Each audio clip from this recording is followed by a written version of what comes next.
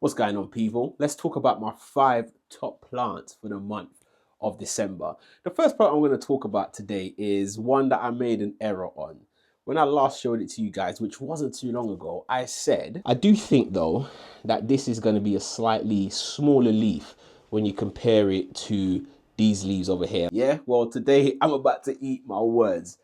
Ladies and gentlemen, this is my King Anthurium, and yes, I was wrong. I said that the new leaf on this is likely to be a little bit smaller because of the shorter petiole size. Look at that thing. Boy, I was wrong. This is the biggest leaf on this plant. Not by far, but still quite big. So when I measured this leaf here, which was the leaf that came out just before, measures around 46 centimeters, whilst this new one here, look at that. How lush is that? This thing is 48, just over 48 centimeters. So a good size up. And considering that the petiole was smaller, I think if it was bigger, it would be even more impressive. I can't wait for next year. We're in December now. Is the last month of the year. I want to see what next year brings for this plant in particular. I think this plant is going to be one to look out for in my collection. I think it's going to be so massive, so impressive, especially with the growth and also the way that this plant is actually just bulletproof, in my opinion anyway. I haven't had a lot of issues growing this plant. It's now winter, it's a lot colder. This plant seems to be doing okay. I mean, this one does have a little bit of a black edge just on the top there and a little bit of yellowing around the edge, but for the most part, this plant is solid, absolutely solid. I think I'm gonna have to find a new pot for this, just because, yeah, it is growing quite rapidly. I can see some of the roots actually coming out from the top of the pot, which is quite interesting. Usually, I expect to see them coming out the bottom, but not so much with this one. It looks like it's coming out of the top, but a proper solid plant. The King Anthurium. Oh my God, look at it. Just gonna let you take one more look at this leaf before we wrap up on this plant. Wow. The next plant that I'm going to be talking about is one that has been another solid grower throughout the entire year. I haven't had any issues with this plant at all. And to be honest with you, from the moment that I brought this plant into my home, it's been a complete breeze.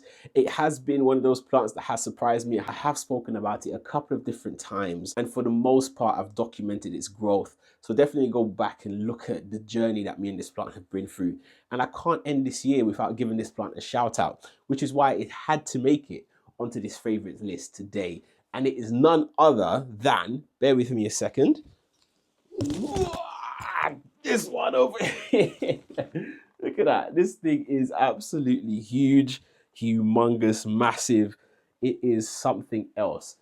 I'm still not quite sure exactly what plant this is, but I think it is the Anthurium split leaf or split leaf Anthurium. It is a huge plant. The only reason why I've got it growing like this, which is quite compact, is because I've actually cable tied it. And if I bring you around the back, you can see where I've cable tied a lot of the petioles, because honestly, if I don't, this plant will grow unruly and I just haven't got the space for it. When I was in Tenerife just a couple of weeks ago, I actually saw that the hotel that I was staying in had this plant growing outside. And if you just look at the difference between this one, how I've had to control its growth compared to that other one, that one was huge and sprawling and massive. I think I've probably reached the sort of the maximum size that these leaves will get to. Maybe they might get a little bit bigger. I don't think they're going to get much bigger than this, especially in my conditions in my home. You never know. At some point in the future, I might move homes, right? And I'm hoping that I have the space, the floor space, to allow a plant like this just to spread its wings and for me to take full advantage, not really full advantage, but for me to fully appreciate just the growing style that this plant has. I noticed today as well, without damaging the leaves up there, that we have a couple of new growth points. So just here where my finger is, that's a growth point. And there is another one somewhere else that I can't seem to see right now. This plant is definitely a handful, very heavy. I'm going to put it back down, but this is it. This is the split leaf Anthurium. I can't quite recall if I've spoken about this plant before, but I have had it in my collection for a little while, maybe a year, maybe a bit more than that actually. So I've had it for a little while, and enough that I've had a bit of an up and down journey with this plant. When I first got this plant, in fact, it was gifted by a good planty friend. This plant had a nice, lovely big leaves on it. Very, very nice, lovely texture. I really like this plant. And I actually lost that leaf. It would grow a leaf, it would lose it. And I just thought that I would never get the hang of this plant. But finally, it has started to grow really well and really, really reliable in terms of its growth. This is none other than the Philodendron rugosum. Look at this thing. Let me just bring you in a bit closer so you can appreciate the texture on these leaves. I'm going to get you a nice leaf because some of them look a little bit worse for wear. So here we go. This is a lovely leaf. Look at the gorgeous texture on that. I think this plant is also referred to as the pig ear ANTHURIUM. I'm not quite sure. I know it's something to do with pigs, with swine. Yeah, but you can see why. Just look at that texture. It almost looks like flesh, right? It's got that really flesh-like texture. And the leaf is actually, it's not very thin, so it's not a very fragile leaf. It's got a good bit of give to it, good bit of texture. So I can see why it gets that secondary name. This is a lovely, lovely plant. The moment that I thought that, yes, this is doing well, I'm getting a new leaf, it would then drop it. You can see here we have quite a long, bold stem. So it's only now that I finally sort of gotten the hang of this plant. So whereas before I had this plant sitting on a windowsill, and this was during the summer as well, so it was good temperature, good light, everything. The plant still just wouldn't do that well for me. I then placed the plant under this grow shelf, this one over here, when I did that whole restructure, that rejig, and I placed this plant right under a grow light. It didn't like it too much because you can see here that this leaf is very, in comparison to that one, you can see it's very, very light. And I think that was a little bit of light damage. But what I've noticed that you need to get this plant, just give it the right amount of light. I don't think it likes to be sat directly under a grow light or directly in front of a window. It needs to be pulled back ever so slightly. It doesn't want to be in the complete darkness. It doesn't want that at all. It wants that classic indirect indirect light. In terms of humidity, the environment that I have here is around 60%. If I had it in my grow tent, that's about 80%. I checked on it just a second ago, 87% at the moment in that in that grow tent. So really, really high humidity. On the outside here though, a lot less, about 60%, maybe 50% if I put on the heating as well. That tells you that this plant is quite robust.